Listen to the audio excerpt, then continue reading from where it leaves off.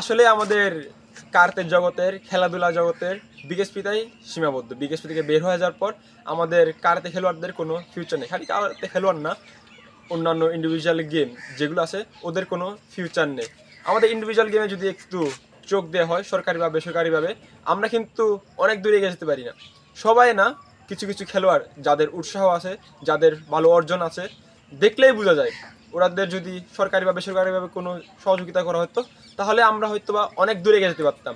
বাংলাদেশের রাঙামাটি জেলায় এরকম অনেক প্লেয়ার আছে যারা অনেক মেধাবী, তারা চাইলেই অনেক দূর যেতে পারে, কিন্তু তাদের পরিবারের সামর্থ্য নেই যে তারা এত দূরে এগিয়ে যাবে। রাঙামাটি জেলা ক্রীড়া সংস্থা যদি আমাদের সুন্দর মতো করে আমাদের যদি পারিবারিক বা আমাদের আর্থিকভাবে সাহায্য করতো তাহলে আমরা আরও অনেক দূরে এগিয়ে যেতে পারতাম। নমস্কার সবাইকে, আমার নাম রাজন বিকাশ চাকমা। আমি রাঙামাটি জেলার উত্তর বিহারপুর এলাকায় থাকি। তো প্রথমে শুরু করব আমি কারাতে কী করে ভর্তি হই বা কী করে শুরু হয় আমার। তো আমার ভাই 2019 সালে বিকেএসপিতে চলে যায়, বাংলাদেশ ক্রীড়া শিক্ষা প্রতিষ্ঠান যেটা, সেখানে চলে যায়। তারপরে ওনাকে দেখে, উনি তো কারাতেতে ছিল, ওনাকে দেখে আমারও ইচ্ছা হইলো কারাতেতে যাওয়ার।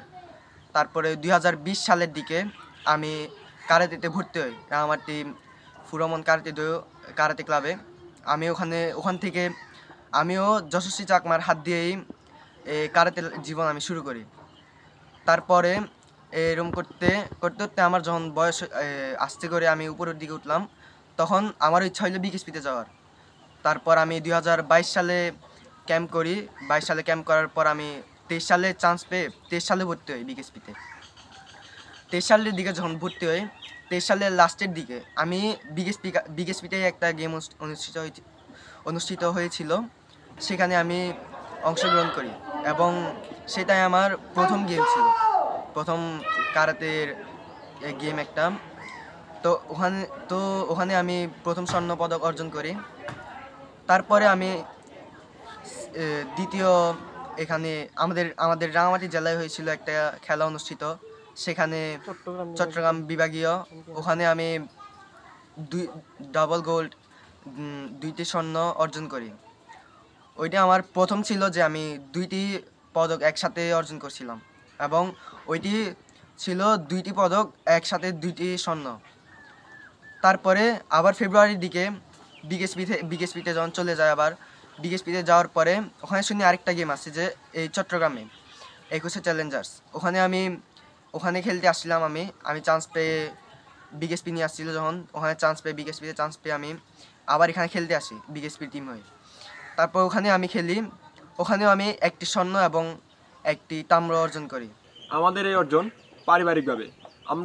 পারিবারিকভাবে এত দূর যাওয়ার সামর্থ্য ছিল না, তারপরেও অনেক কষ্ট করে আমার প্যারেন্টস আমাকে এত দূর যেতে সাহায্য করেছে, অনেক কষ্ট করে এত দূর নিয়ে গেছে। আমরা আমাদের অনেক পরিশ্রম দিয়ে কিছু না থাকার পরেও আমরা এত দূর গেছি। ঠিক আমাদের যদি সরকারি বেসরকারিভাবে যদি কোনো সাহায্য করা হতো তাহলে আমাদের এতটুকু বিশ্বাস আছে যে আমরা আরও অনেক দূর যেতে পারবো। আমরা থেমে থাকবো না, আমরা আমাদের লড়াইয়ে চালিয়ে যাব। এবং যদি বেসরকারি সরকার যদি আমাদের কোনো আর্থিক সাহায্য করতো তাহলে আমরা আরও বেশি দূর এগিয়ে গিয়ে বাংলাদেশের নাম। আমি এবং আমার ভাই সুদর্শন বিকাশ চাকমা একই পরিবার থেকে একই প্রতিষ্ঠানে একসাথে পড়তেছি।